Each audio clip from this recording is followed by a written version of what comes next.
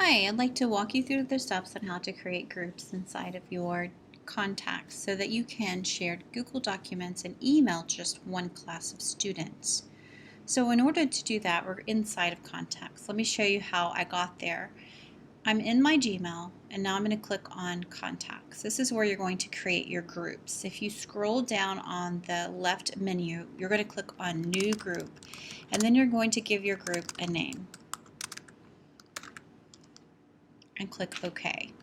Now I'm ready to add contacts to my groups. There's two ways to do this.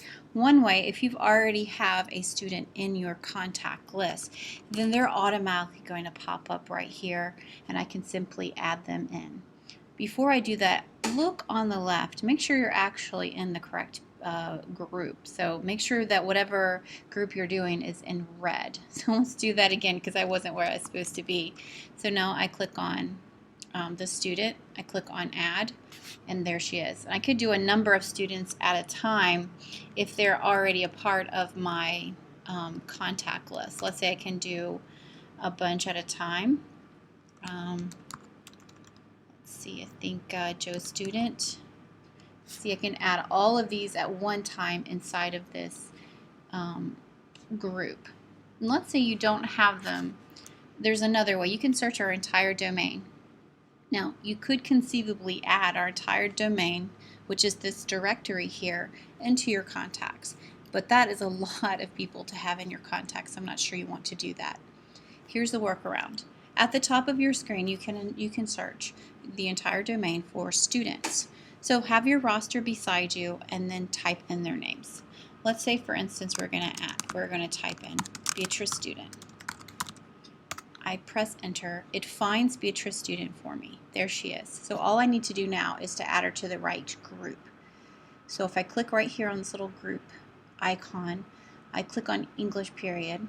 I can also add her to my contacts and I hit apply. Now she's in both those groups. Let's check English period. There she is. Okay, let's go through that process again. I have my roster beside me and I'm going to add another student. So here I'm going to add Carson student. I'm searching for his email. There it is. So now I'm going to add him to my English period class. So he's been added to my English period class, and there he is.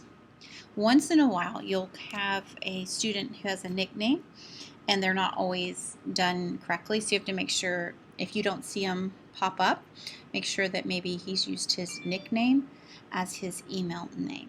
So that's how you create groups inside of your Gmail, and so I hope that really helps you. Oh, before we go, I'll want to walk through how you can now email that group. So let's go to Mail, Compose, and let's say I want to email my first period class. That's how I can do it there. Let's say I want to share this Google Doc with them. I'm going to click on that little share sign. I'm going to type in, the English period.